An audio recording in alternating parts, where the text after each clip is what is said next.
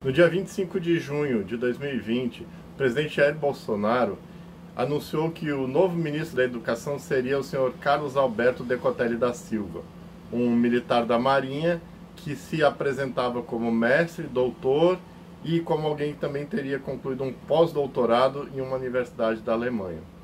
Logo em seguida ao anúncio, algumas pessoas foram verificar ou foram confirmar se o currículo dele era verdadeiro, se realmente ele possuía esses títulos que ele informava, e descobriu-se que ele não havia sido aprovado na defesa da tese de doutorado e que ele não havia feito um pós-doc na Alemanha, e sim um intercâmbio de 3 meses.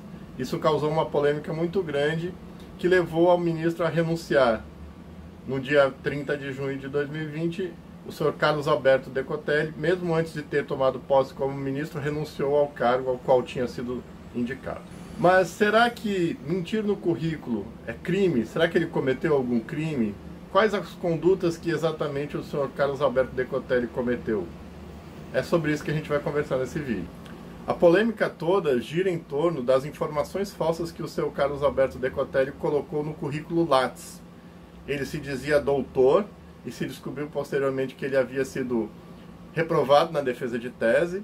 E ele também dizia ter feito um pós-doutorado, que é uma espécie de estágio de pesquisa, o qual ele nunca fez. Ele fez um intercâmbio de 3 meses numa universidade da Alemanha, mas não foi um pós-doutorado. Isso gerou toda essa polêmica e ele acabou renunciando ao cargo. Então a primeira coisa que nós temos que entender é: mentir no currículo Lattes é crime? De acordo com a Lei dos Registros Públicos, documento público é só o documento emitido por órgão do governo. Então a gente teria que entender se o currículo Lattes, que na verdade é uma plataforma, é um site do CNPq, que por sua vez é um órgão público, se isso equivaleria ou não a um documento público. Aí é uma questão de interpretação, isso seria o juiz. Por quê? Porque a lei não diz. Seria uma questão de interpretação. Quando a gente pensa em falsidade de documentos, falsificação de documentos, alguns crimes, algumas condutas nos vêm à mente, são aquelas mais comuns, que são justamente falsificação de documento público ou privado, uso de documento falso e a falsidade ideológica. Falsificar documento público ou particular é transformar alguma coisa que não é falsa em verdadeira, ou pelo menos tentar dar a aparência a alguma coisa que não é verdadeira, no caso um documento que não seja verdadeiro, como se ele fosse um documento verdadeiro, ou seja, um documento emitido por um órgão público. Ou particular, também existe o crime de falsificação de documento particular. Existe também o crime de falsidade ideológica, que é fazer constar ou omitir de documento público informação que deveria constar, no caso de fazer constar falsamente, ou omitir, no caso de deixar de colocar informações que deveriam ali constar. De novo, no caso da falsidade ideológica, a gente tem que entender e tem que concluir, investigar se plataforma Lattes é documento público, tem status, tem natureza de documento público. E mais uma vez, isso seria uma questão para uma análise se houvesse uma ação judicial, um processo na justiça, o juiz ia decidir. Por quê? Porque a lei não diz, não é claro, é muito nebuloso, fica na dúvida. Então, quem vai suprir essas lacunas, quem vai dizer se é ou se não é, é o judiciário.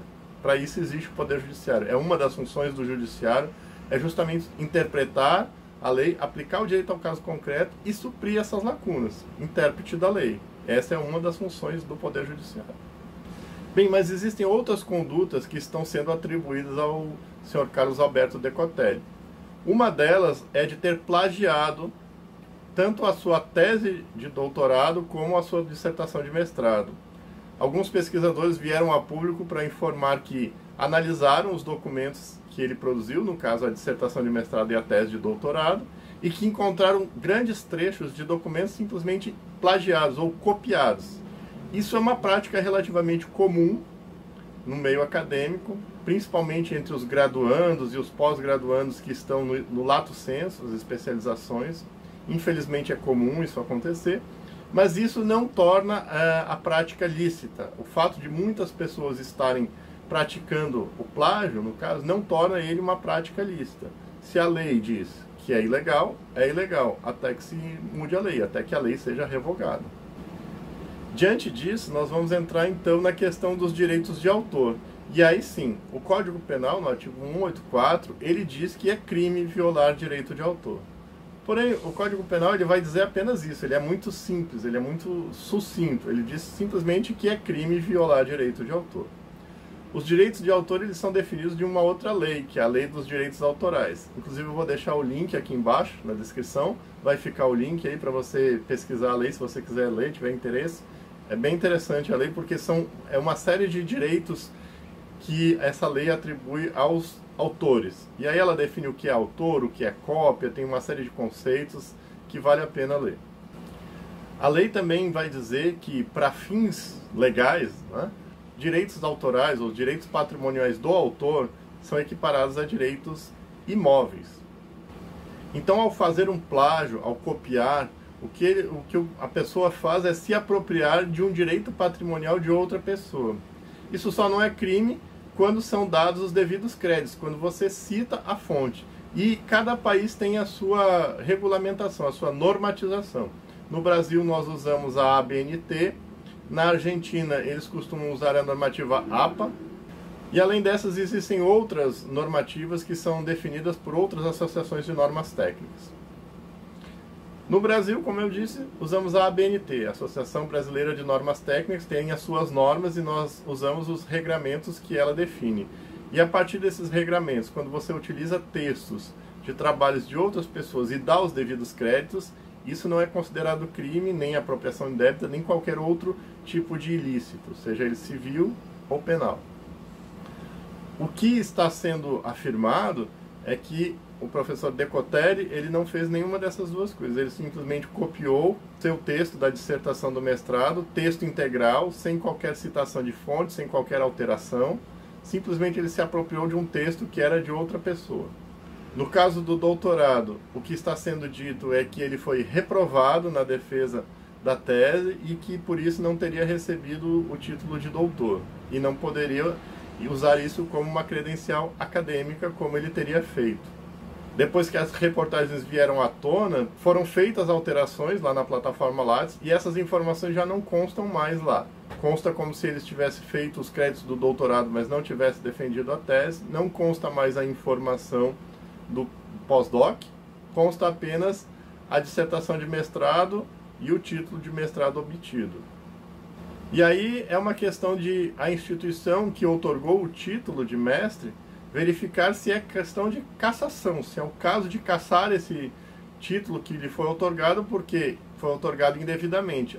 O trabalho de dissertação ele não tinha o valor científico necessário para que se recebesse em função disso um título de mestre em qualquer área do conhecimento. Outro crime que nos vem à cabeça quando nós falamos de banco de dados, sistemas de informação, que é o caso do Lattes, seria o caso de inserção de dado falso em sistema de informação. Porém, esse crime não se aplica porque ele só pode ser praticado por servidor público que tem acesso ao banco de dados, que não foi o caso do Sr. Carlos Alberto Decotelli. O que ele fez foi acessar e inserir seus dados em um banco que é de acesso público, então qualquer um pode ir lá e fazer um cadastro, mas o que acontece no Lattes é que você assina um termo de compromisso, uma declaração de que aquelas informações que você está inserindo ali, elas são falsas. Nesse sentido, poderíamos ter aí então um crime de falsidade ideológica.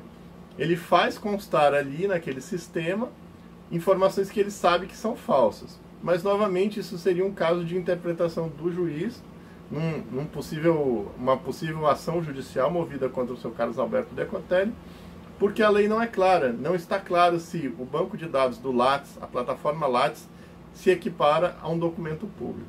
E uma coisa que ninguém está falando, que eu achei curioso, é que, em tese, a conduta que o seu Carlos Alberto Decotelli praticou pode ser equiparada ao estelionato. Porque o artigo 171 do Código Penal diz: obter para si ou para outrem vantagem ilícita, em prejuízo alheio, induzindo ou mantendo alguém em erro, mediante artifício, adil ou qualquer outro meio fraudulento. Nesse caso do artigo 171, que é o crime de estelionato, nós temos que entender quem é esse alheio. Seria uma questão de interpretação se esse alheio é uma pessoa definida, alguém especificamente foi enganado, sofreu um prejuízo, porque o artigo vai falar isso, em prejuízo alheio, para que então a gente possa concluir se houve ou não crime de estelionato. O que parece claro é que, ao colocar informações falsas na plataforma Lattes, o seu Carlos Alberto ele pretendia ter algum tipo de vantagem. Me parece claro e lógico isso. Não faria sentido ele colocar ali para ter prejuízo próprio. E aí, novamente, caberá ao Ministério Público ou alguém que ajuizar uma ação contra o seu Carlos Alberto Decotelli demonstrar que, neste caso, houve um prejuízo alheio e que, em função desse prejuízo, o seu Carlos Alberto obteve alguma vantagem. Qual seria essa vantagem? Possivelmente a nomeação para o cargo de ministro da Educação. Ou alguma outra nomeação, porque ele já foi diretor do Fundo Nacional da Educação, FNDE. Então, se for provado que, em função desse currículo, ele já tinha sido nomeado, tinha tido um proveito, e houve um prejuízo para alguém, esse alguém seria efetivamente o povo brasileiro, esse seria o prejudicado, o prejuízo alheio seria em relação ao povo. Então, havendo essa demonstração e o juiz se convencendo disso, então ficaria caracterizado o crime de estelionato. Porque, mais uma vez, é questão de interpretação.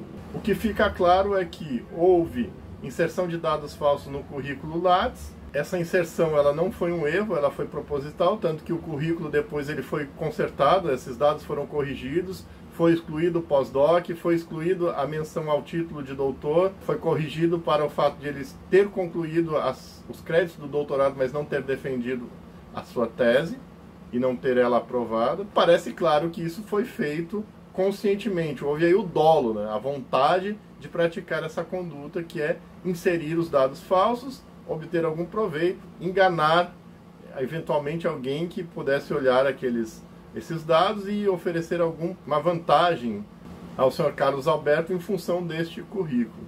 Então nós temos basicamente aí o que parece que está materializado é o crime do artigo 184, que é violação do direito de autor no momento em que ele, na sua dissertação de mestrado, copia e cola textos, ideias que não são de sua autoria, sem dar os devidos créditos, sem informar no texto os seus autores, a origem, a fonte daqueles dados. Isso parece estar caracterizado, que é o crime do artigo 184 do Código Penal. Eu vou deixar na descrição também para você ler, se você tiver interesse, um artigo muito interessante publicado na revista Âmbito Jurídico sobre o plágio no meio acadêmico e sobre as consequências dessa conduta, que não deveria ser realmente realizada, que deveria ser punida, deveria ser desencorajada, mas que cada vez mais se torna comum. As pessoas buscam cada vez mais o título e não o conhecimento. De acordo com o professor Raimundo Faoro, na obra Raízes do Brasil, essa prática de mentir no currículo é uma herança herdada dos portugueses, uma prática chamada de bacharelismo, onde o título ele vale muito mais do que a experiência prática. Então não seria uma prática nova, seria algo herdado que se perpetua ao longo do tempo, se reproduz, porque se valoriza muito mais o título do que o conhecimento e a experiência prática.